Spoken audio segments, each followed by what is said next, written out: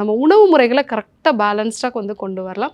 இது நபருக்கு நபர் மாறுபடும். பிசிஓடியில் இருக்கிறவங்களுக்கோ இல்லை வந்து நான் ஆல்ரெடி சொன்ன மாதிரி வந்து சில பெண்களுக்கு வந்து ஒரு 40+ வந்து வெயிட் கெயின் ஆகிறது.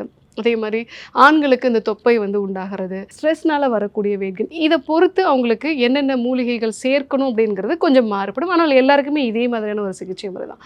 ஒரு 7 நாள் எடுத்துக்கிட்டாலே அவங்களுடைய கட் இம்ப்ரூவ் ஆகும். அதன் மூலமாக ஈஸியாக அடுத்தடுத்த ஒரு விஷயம் நீங்கள் டயட் ஃபாலோ பண்ணுறீங்க, எக்ஸசைஸ்லாம் ஃபாலோ பண்ணுறீங்கன்னா ஆட்டோமேட்டிக்காக வெயிட் குறையும். ஓகே. அதே மாதிரி ஒருத்தவங்களுக்கு அடிக்கடி சளி பிடிக்கிறதுக்கு என்ன மேம் காரணமாக இருக்குது?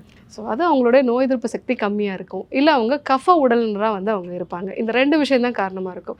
ஸோ ரொம்ப காமனாக நம்ம பார்க்குறது பார்த்திங்கன்னா குழந்தைங்களுக்குலாம் நிறைய சளி பிடிக்கும். அவங்களுக்கு ஒரு 13 வயசு வரைக்கும் ஸோ நம்ம சூழ்நிலையில் இருக்கக்கூடிய சில கிருமிகள் உள்ளே போய் அதுக்கேற்ற மாதிரி ஆன்டிபாடிஸ் உள்ளே ப்ரொடியூஸ் ஆகணும். அதனால் அடிக்கடி சளி பிடிக்கும். இல்லை கஃப உடல்னராக இருக்காங்க, ஸோ அவங்களுக்கு வந்து பார்த்திங்க அப்படின்னா அவங்கள ஆல்ரெடி நீர் உடம்பு, கொஞ்சம் ஏதாவது ஒரு அலர்ஜி வந்து இது இருக்குது அப்படின்னாலும் ரொம்ப ஈஸியாக வந்து அவங்களுக்கு சளி பிடிக்க ஆரம்பிக்கும்.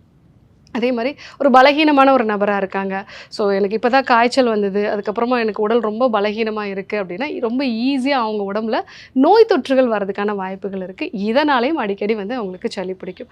ஸோ இதுக்கு தான் வந்து சித்த மருத்துவத்தில் என்ன சொல்லியிருப்பாங்கன்னா, நீங்கள் ஒரு 6 வாரத்துக்கு ஒரு முறையும் வந்து நசிய மருந்து எடுத்துக்கோங்க.